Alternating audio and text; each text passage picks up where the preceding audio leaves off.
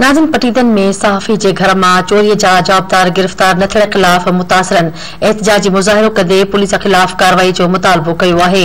इन हवाले से रिपोर्ट करे रहियो आहे कामरान जोयो। सिटी पटीदन प्रेस क्लब अॻियां जिथे सिविल सोसाइटी जा अॻुवाण ऐं सहाफ़ी सुरापा एहतजाज बनल आहिनि।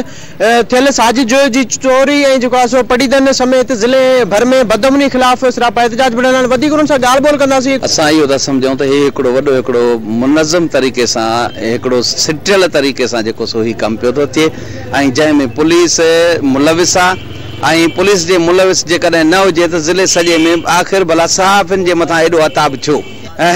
प्रेस क्लब ते मस्जिद जा मौलवी भी जेको प्रेस क्लब ते दां खणी ईंदा आहिनि। जेकॾहिं अहिड़े मुक़दस इदारे मां जेकॾहिं चोरी थी थिए त इहा सरासर पुलिस जी नाअहली आहे। असांजो बस हिकिड़ो ई मुतालबो आहे IG सिंध खां DIG साहब खां SSP नौशर अफरोज़ खां त जेको आहे सो सहाफ़ियुनि खे तहफ़ुज़ फराहम कयो वञे।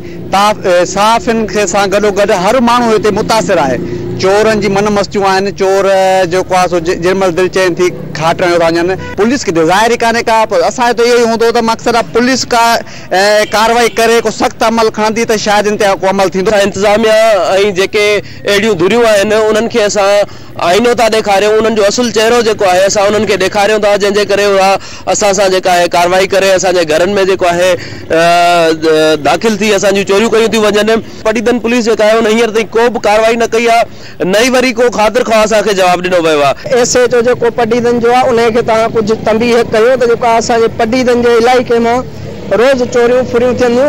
एसी ताईं जो माण्हुनि खे घरनि मां निंड मां उथारे बि चोरियूं कयूं थियूं वञनि। अपील था कयूं SP साहब के त ही शरीफ़ माण्हू आहिनि, हिननि जो ॾियो वापसि करायो ॾिनो वञे। वॾी बदअमनी आहे सॼे ज़िले जे अंदरि जेका बदअमनी आहे इन में सरासर जेको आहे न पुलिस मुलविस आहे।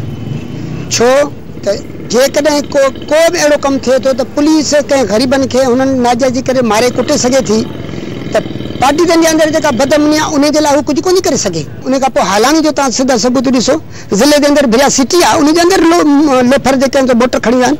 हिकु आम शहरी जो तहफ़ुज़ नथी करे सघे त पोइ उनखे को हक़ न आहे त हीअ थाणनि में विहनि। मौजूद सहाफ़ी ऐं सिविल सोसाइटी जे अॻुवान जूं ॻाल्हियूं ॿुधियूं। उन्हनि जो चवणु आहे सहाफ़ी साजिद जोयो जे घर मां थियल चोरी वापसि कराई ॾिनी वञे ऐं पटीदन समेत ज़िले भर में जेको अमन उहो बहाल करायो वञे। कैमरामैन फरहान अंसारी सां गॾु कामरान जोयो, धरती TV पटीदन।